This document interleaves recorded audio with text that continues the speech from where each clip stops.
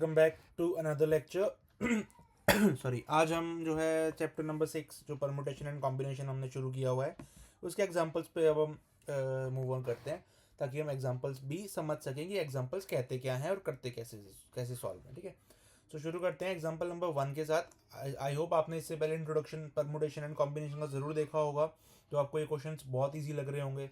अगर नहीं देखा है तो मैं सजेस्ट करूँगा प्लीज़ परमुटेशन एंड कॉम्बिनेशन का इंट्रोडक्शन देख के ज़रूर आना, उसके बिना ये समझ नहीं आने वाला है। ठीक है, ज़्यादा बड़ा जो है वीडियो वो लेक्चर नहीं है, 15 मिनट का सारा लेक्चर है। लिंक डिस्क्रिप्शन बॉक्स में या फिर आप डायरेक्टली चैनल पे जाके प्लेलिस्ट में भी देख सकते हो। तो शुरू करते हैं एग्जांपल नंबर 1 के साथ।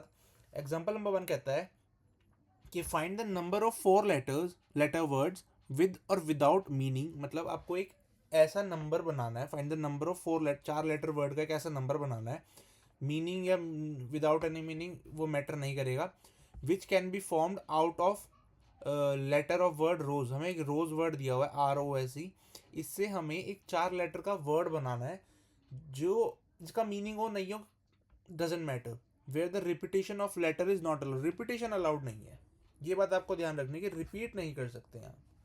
सो सिंपली अब मैं इसको सोल्यूशन करना, देखो ये 4 स्पेसेस हैं, ये 3 4, ये 4 स्पेसेस हैं। आपको यहाँ पे चारों में ये जो है ROSE जो अपने को 4 लेटर दिए हुए हैं, उन्होंने से ROSE ये अपने को 4 लेटर दिए हुए हैं। सो इन 4 लेटर में से आपको ये ऐसा कॉम्बिनेशन बनाना है कि चारों यूज और रिपीटेशन ना हो। तो रिपीटेशन ना हो इसके लिए हम क्या कर सकते हैं, देखो पेन बदल लेते हैं पहले तो, ग्रीन। सो देखो अगर रिपीटेशन ना हो, हम ऑब्वियसली यहाँ से शुरू करेंगे, लेफ्ट हैंड से, इस पॉइंट से ही शुरू करेंगे यहाँ से। सो सबसे पहले 4 लेटर्स हैं, तो इस जगह पे, इस बॉक्स पे कितने लेटर्स आप रख सकते हो। Repetition of the letters not allowed, repetition allowed नहीं है, ये बात याद रखना। कितने लेटर्स यहाँ रख सकते हो, 4 रख सकते हो ऑब्वियसली। अब जब एक रख दिया, अब इनमें से कोई सा भी एक रख दिया यहाँ पे, मान लेते हैं, ठीक है, कोई सा भी, मान लो R रख दिया, ठीक है। अब कितने बचे, 3, तो यहाँ पे कितने रख सकते हैं, 3। सिमिलरली 2 चले गए, मतलब ये 2 लेटर ऑक्यूपाई हो गए यहाँ पे 2 रख सकते हो आप, और यहाँ पे 1 रख सकते हो। मतलब क्या हो गया, टोटल 4 फैक्टोरियल आप यूज कर सकते हो। मतलब आंसर कितना होगा इसका, 24। जब आप इनको मल्टीप्लाई कर दोगे तो आंसर कितना आएगा आपका, 24। सो ये था आपका एग्जाम्पल नंबर 1, बहुत ईजी था, आई होप आपको समझ आया होगा। अब देखते हैं एग्जाम्पल नंबर 2, जो कहता है कि गिवन है आपको 4 फ्लैग्स हैं आपके पास, डिफरेंट कलर्स हैं, 4 फ्लैग्स हैं, डिफरेंट कलर्स हैं, ठीक है। सो मान लेते हैं कोई भी आप डिफरेंट कलर मान सकते हो, ठीक है। जैसे मैं 4 अगर बॉक्स बनाऊं, सो ये है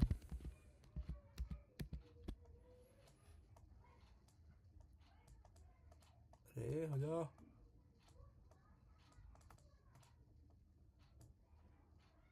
छोड़ दो, एक और बना लेते हैं।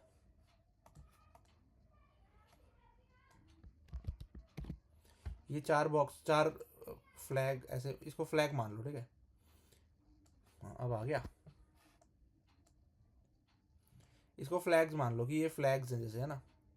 तो 4 डिफरेंट कलर के हैं, मान लो ये है आपका ऑरेंज कलर का, कुछ भी लिख दिया मैंने ना, फ्लैग। ये आपका है रेड कलर का, मान लो, ठीक है ना। ये है आपका ब्लू कलर का फ्लैग। इसके अलावा ये आपका बचा, ये है आपका ग्रीन कलर का, मान लो, ठीक है। आपके पास 4 डिफरेंट डिफरेंट कलर के फ्लैग्स हैं। अब वो कहता है आगे क्वेश्चन कि हाउ मैनी वेज, एक second, how many different signals can be generated. Signals generate किए जा सकते हैं, सॉरी ये सिग्नल्स की बात थी, सॉरी। फिर मेरे को ऑब्वियसली रेड, ग्रीन, ऑरेंज लेना था। रेड, ग्रीन, ऑरेंज हम ले चुके हैं, एक ब्लू भी हम एक्स्ट्रा ले चुके हैं, चलो ठीक है, सिग्नल वाला ही हो गया ना।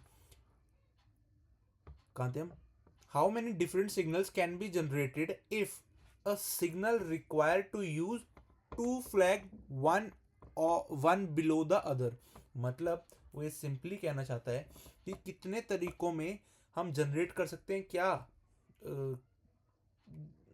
हम मतलब इन सबको जनरेट कर सकते हैं अगर सिग्नल को क्या रिक्वायर्ड है, यूज ऑफ टू फ्लैग, दो फ्लैग्स हमें रिक्वायर्ड है, वन बिलो अदर। ठीक है, सो इसको कैसे सॉल्व करेंगे, देखो हमारे पास टोटल 4 फ्लैग्स हैं, अगर आपको दिखाऊं मैं, 4 फ्लैग्स हैं हमारे पास, है ना, 4 फ्लैग्स हैं। अ सिग्नल यूजेस 2 फ्लैग्स, ये उसने बोला हुआ है, एंड ऑर्डर मैटर्स, क्योंकि flag is below the other ना, एक दूसरे के नीचे है तो ऑर्डर मैटर करेगा ना, जब एक के नीचे दूसरा होगा तो ऑर्डर मैटर करेगा ना। तो ये है कि यहाँ मैं लिख देता हूँ सिग्नल यूजेस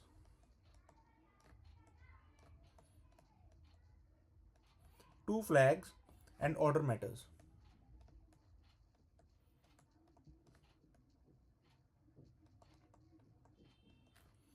ठीक है, one flag is below two, because one flag is below two, because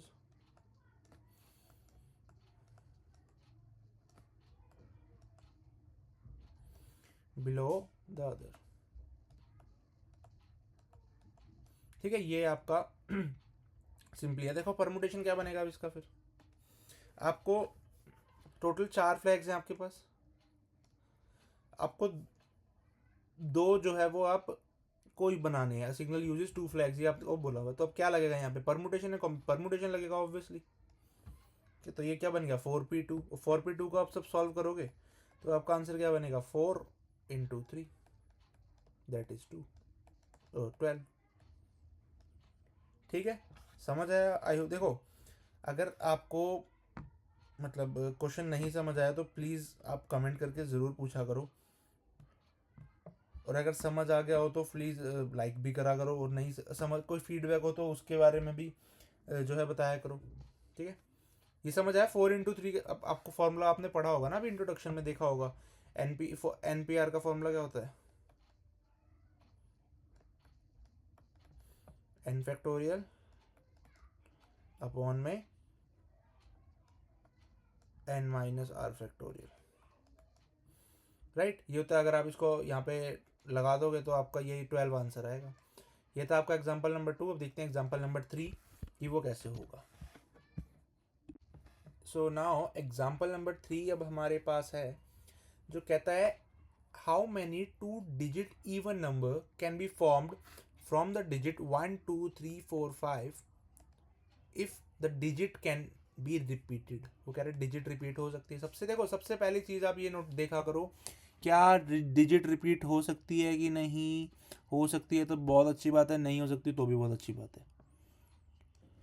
so कैसे हम इसको सॉल्व करेंगे, देखो how many 2 digit even numbers, 2 digit even number बनाना है आपको, 2 डिजिट का इवन नंबर बनाना है, मतलब पहली डिजिट ये रही, दूसरी डिजिट यहाँ पे आएगी। ठीक है, ये एक काम करते हैं, रुको थोड़ा सा ना, जब इतना अच्छा वो यूज़ कर ही रहे हैं तो हम क्यों नहीं यूज़ करें भैया। ये आपके पास दो दो डिजिट्स के लिए ब्लॉक आ गए। ठीक है, पहली डिजिट यहाँ आएगी, सेकंड डिजिट यहाँ आएगी। अब वो कहता है कि 2 डिजिट का नंबर बनाना है, इवन नंबर बनाना है। इवन नंबर, इवन नंबर की खासियत क्या होती है, अगर 2 डिजिट का इवन नंबर आप बनाना चाहो तो क्या क्या होते हैं, 10 12 14 16, तो मतलब इसका मतलब ये है कि जो लास्ट की डिजिट होती है ना, अब कोई भी इवन नंबर उठा लो 2 डिजिट्स का, चाहे वो 98 हो, चाहे वो 66 हो, चाहे वो 72 हो, लास्ट डिजिट जो होती है वो हमेशा इवन होती है, तभी वो इवन नंबर बनता है। मतलब अगर आप 2 डिजिट का नंबर इसको ऐसे देखो, इसको कंबाइंडली यहाँ पे ऐसे देखो, ये आपका अगर एक वो है खट्टी मीठी, ठीक है, ये है 2 डिजिट का नंबर, तो पहली डिजिट ये, मतलब ये डिजिट जो है वो इवन होनी चाहिए, ये बात सही है, ये वाली डिजिट इवन होनी चाहिए। जब ये वाली डिजिट इवन होगी मतलब कि, अब देखो इवन होगी मतलब यहाँ पे क्या क्या आ सकता है, 1 2 3 4 5 में से या तो टू आ सकता है या 4 आ सकता है, या तो 2 आ सकता है या फिर 4 आ सकता है, राइट, 2 या 4। और यहाँ पे क्या आ सकता है, यहाँ पे कुछ भी आ सकता है, डिजिट कैन बी रिपीटेड लिखा हुआ है, तो मतलब यहाँ पे टोटल 1 2 3 4 5, इनमें से कुछ भी आ सकता है, 1 2 3 4 5 में से कुछ भी आ सकता है, लेकिन यहाँ पे खाली 2 ही डिजिट आ सकते हैं। क्यों? क्योंकि तभी इवन नंबर बनेगा, वरना यहाँ पे अगर आप 3 डाल दोगे, बना दोगे आप इसे इवन नंबर। यहाँ पे मान लो आपने इस, यहाँ पे आपका मान लो 3 आ गया, ये बना दो इसे इवन नंबर, कैसे बनाओगे? नहीं बना सकते ना।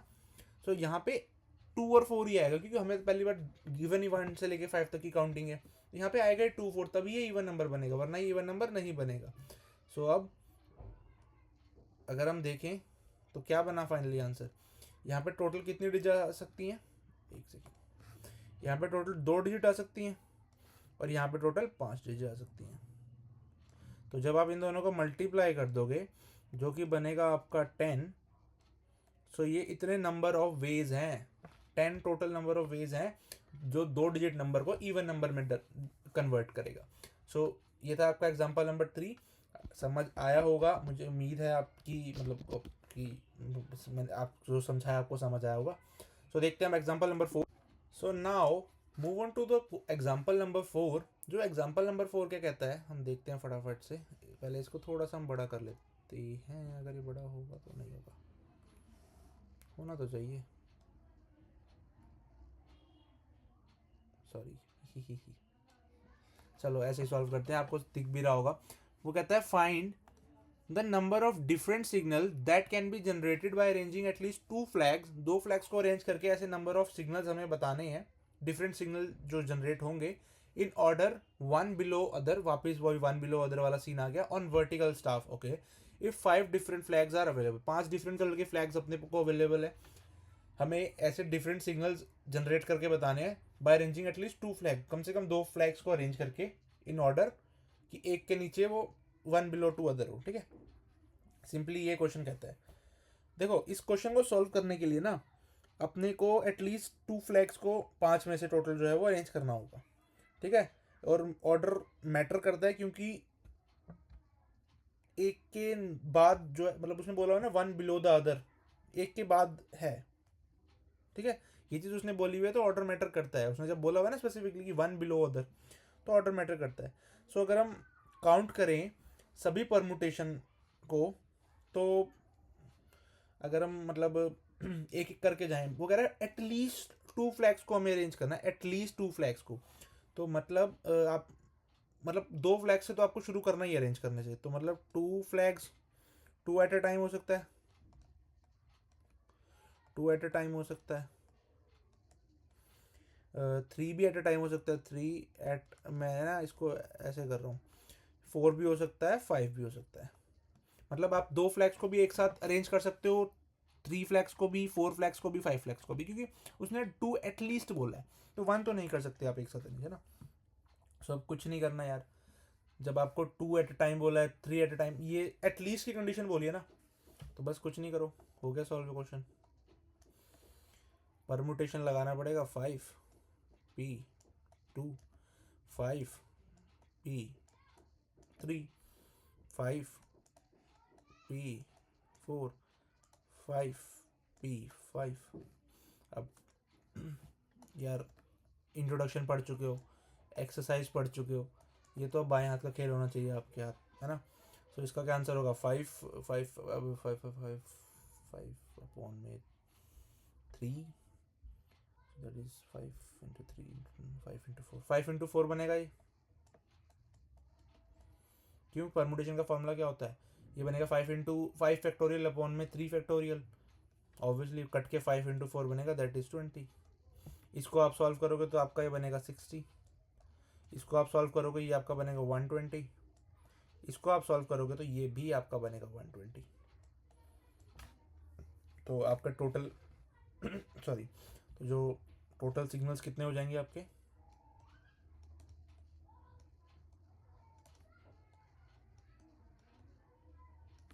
हो जाएंगे 20 प्लस 60 प्लस 120 प्लस 120।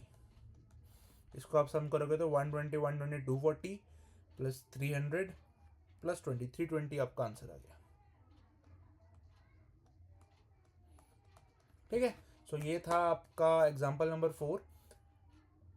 अब एग्जाम्पल नंबर 5 हम देखेंगे नेक्स्ट लेक्चर में, क्योंकि ये एक्सरसाइज 1.6.1 से पहले के एग्जाम्पल से, तो हम इसको ना ऐसे ही करेंगे कि जो एक्सरसाइज से पहले के एग्जांपल होंगे वही एक लेक्चर में कवर करेंगे, उसके नेक्स्ट लेक्चर में नेक्स्ट जो है वो कवर करेंगे, ठीक है। So thank you so much.